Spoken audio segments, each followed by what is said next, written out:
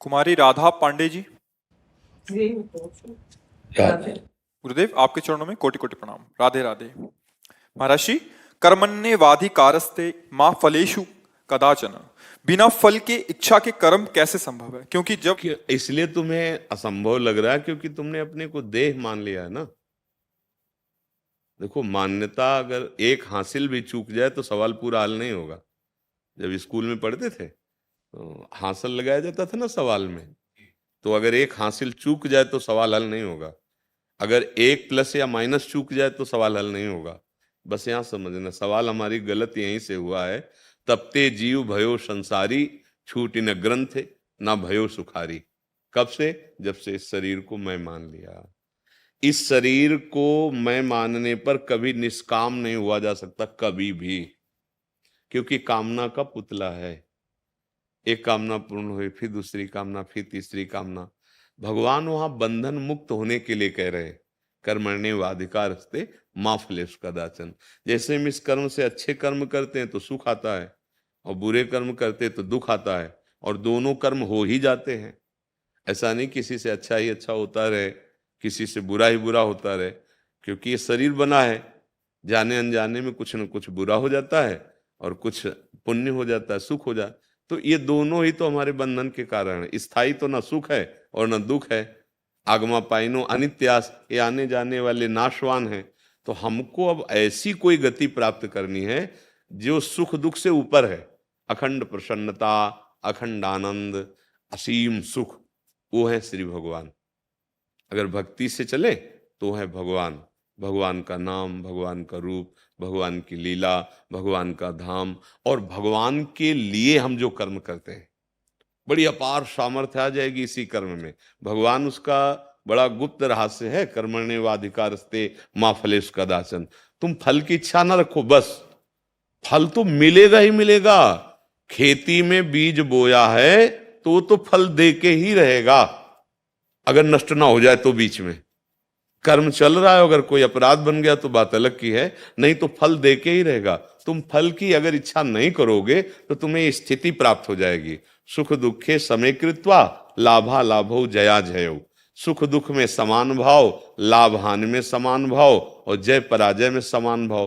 कोई भी द्वंद्व तुम्हें दुखी नहीं कर पाएगा। और जब हम फल की इच्छा रखते हैं कि अब हम जीत ही जाएं, तो अभ्यास में कमी होगी तो हार जाओगे। सामने वाला पक्ष अगर अभ्यास में ज्यादा आपसे श्रेष्ठ निकल गया तो आप हार जाओगे। अच्छा, आप कर्म कर रहे हो सुख के लिए, और पीछे का प्रारब्ध कर्म, पाप कर्म लागू हो गया, वो सफल नहीं होने देगा, आपको दुख देगा। अगर आप फल की इच्छा में ही पूरे निर्धारित हो, जैसे विद्यार्थी फल की इच्छा कि मैं परीक्षा में पास हो जाऊं, अब अभ्यास कमजोर किया और फेल हो गया। प्रमाद स्थिति से अपने विषय पर पूरा परफेक्ट नहीं हुआ तो फेल हो गया। अब जब मित्रों ने उपहास किया वो पास हो गए, और घर में गया तो डांट लगी। अब वो इतना निराश हो गया कि सोचने लगा मैं शरीर ही छोड़ दूं। फल की इच्छा ने कहां पहुंचा दिया। एक किसान, फसल की वर्षा हुई, ओले गिरे, फसल नष्ट हो गई। अब उसकी इच्छा थी कि फसल आ जाती तो बच्चों की फीस भरते, बेटी का ब्याह करते, लेकिन वो नहीं हो पाया। अब वो इतना निराश हो गया, उसको लगता है मैं शरीर छोड़ दूं। आप देखो, हम अपने कार्य में जब विफल हो जाते हैं तो हमारी स्थिति बहुत नाजुक हो जाती है। हम डिप्रेशन में पहुंचने की स्थिति में पहुंच जाते हैं, या आखिरी निर्णय कर लेते हैं कि अब शरीर को ही रखना क्या। नहीं नहीं, ऐसा हमारा मानव देह इसके लिए नहीं मिला है। बहुत सोच समझकर भगवान बोल रहे हैं ना, कर्मण्येवाधिकारस्ते मा फलेषु कदाचन।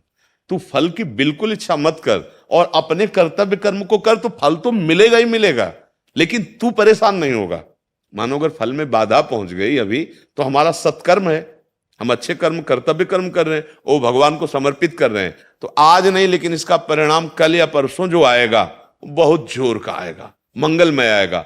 अगर हम केवल फल पर इच्छित हैं तो अब हमको ये दिखाई दे रहा है कि परिणाम तो आया नहीं। अब हमारी अश्रद्धा भगवान पे हो सकती है, हमारी चिंता शोक का कारण बन सकता है, कर्तव्य का फल ना ना मिलेगा, पक्का मिलेगा वो, पर तुम्हारी इच्छा होने के कारण तुम तत्काल दुखी या सुखी हो सकते हो। मिला तो फूल गए, ये भी दोष है। हर्षित हुए तो शोकित होना पड़ेगा, अगर हर्षित नहीं हुए तो शोक होगा ही नहीं। अगर किसी से राग नहीं तो द्वेष होगा ही नहीं। अगर काम नहीं तो क्रोध होगा ही नहीं, क्योंकि इन्हीं से प्रकट होता है। तो भगवान का जो वचन है वो हमको द्वंद्वों से मुक्त करने के लिए, पाप पुण्य से मुक्त करने के लिए, दुख सुख से ऊपर उठाने के लिए अगर हम विवेक जागृत कर लें सत्संग के द्वारा, तो हम सुख दुख में समान भाव कर सकते हैं, पूर्ति अपूर्ति में समान भाव कर सकते हैं, तो हम जीवन मुक्त हो जाएंगे।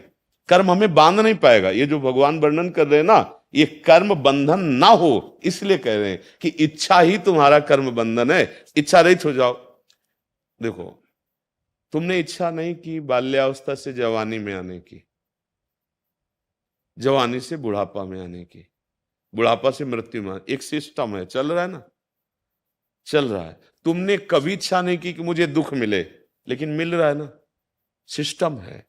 जो हमने बो दिया है वो हमें काटना पड़ेगा। तो अब हम अच्छा बो रहे हैं, अब हमें चिंता नहीं करनी, उसका फल अच्छा नहीं आ रहा है वर्तमान में, तो पूर्व का जो बुरा है वो हमें भोगना पड़ रहा है, लेकिन ये व्यर्थ नहीं जाएगा। ये अगर जोर का हो गया तो पूर्व वाले को नष्ट भी कर सकता है, और सुख ही सुख आगे मिलेगा, परम आनंद मिलेगा। इसलिए भगवान कह रहे हैं फल को हेतु मत बनाओ। अगर फल को हेतु बनाओगे तो कृपणा फल हेतवः, वो बहुत कमजोर हो जाएगा, दैन्य हो जाएगा। आप क्या, एक विचरण जब कर रहे थे तो एक गांव में किसी की भैंस मर गई थी, तो पूरा परिवार रो रहा था, बच्चा पत्नी और सब। तो उसी गली से निकलना, तो क्यों रो रहे हैं लोग? तो बोले इनकी भैंस मर गई। क्या? अब बेचारे की एक ही भैंस थी और वो दूध से पूरा परिवार चला रहा था, अब वो मर गई। अब तो अपने को समझ रहे ना कि पूर्ण रूप से हम पूरा परिवार व्यथित था। भगवान यही समझा रहे, हमारे कर्म के अनुसार परिणाम आया, हमें निराश नहीं, हम लेबरी कर लेंगे, लेकिन हमको निराश नहीं होना। आज ये अवसर आया दुख का, कल कोई सुख का अवसर आएगा, ऐसा हम विश्वास करें और फिर हम कर्म में लग जाएं। मान लो मेहनत करने लगे तो 500 रुपया मिलता है लेबरी में, तो हमारा परिवार चल जाएगा। हमको परिवार को नष्ट करने की बात नहीं आनी चाहिए, हमको अपने को नष्ट करने की बात नहीं आनी। आज समय गिरा है। देखो, एक दिन सुदामा जी का समय था कि कई कई दिन भोजन नहीं मिलता था परिवार को, और समय बदला तो जैसी द्वारिकापुरी वैसी सुदामापुरी भगवान ने बना दी।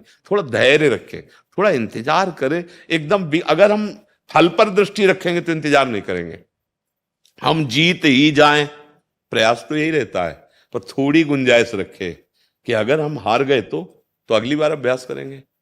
अगर हम केवल जीतने का ही, हार की सोचा ही नहीं है, तो फिर हम जब हार जाएंगे तो बहुत निराश हो जाएंगे। और संसार क्या है, बस जीत पर ही लक्ष्य रखता है, सुख पर ही लक्ष्य रखता है, उन्नति पर ही लक्ष्य रखता है, और ये जानता नहीं कि पीछे के कर्म जो हमारे हैं वो उन्नति और जीत और सुख तीनों में बाधा पहुंचा देंगे।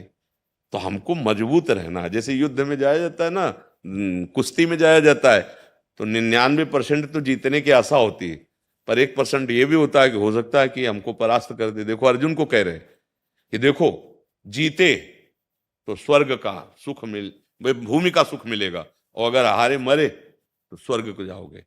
रास्ता रखा, भगवान होते हुए भी उनको कह रहे कि यदि तू जीत गया तो भूमि सुख, अगर हार गया, मारा गया, तो तू स्वर्ग सुख पाएगा। दोनों में तेरे को लाभ है। अगर युद्ध नहीं करेगा तो तेरी निंदा होगी, प्रकृति जबरदस्ती तेरे से करवा ले। कर्म के बिना कोई रह नहीं सकता। तो हमें अपना कर्तव्य कर्म करना, हिम्मत ये रखनी है कि जो होगा देखा जाएगा। परिणाम में यदि हम हारते हैं तो बराबर हार नहीं आएगी, क्योंकि बराबर सुख नहीं आता, बराबर जीत नहीं होती किसी की भी। कहीं ना कहीं तो एक ये सिस्टम है, जैसे बराबर दिन नहीं रहता, ऐसे बराबर दुख नहीं रहता, बराबर हार नहीं रहती, बराबर निराशा। सबके जीवन में कभी सुख का अवसर आता है, कभी दुख का अवसर आता है, पर भगवान यहाँ जो आदेश कर रहे हैं वो सुख दुख से ऊपर उठने के लिए, एक ऐसे आनंद में कि बड़े से बड़े दुख को सह जाओ, बड़े से बड़े सुख में अभिमान न करो, फूलो ना। क्योंकि भगवान है ना, वो आपको परम सुख की बात बता रहे। किसका प्रश्न था? तो आप समझ पा रहे जी।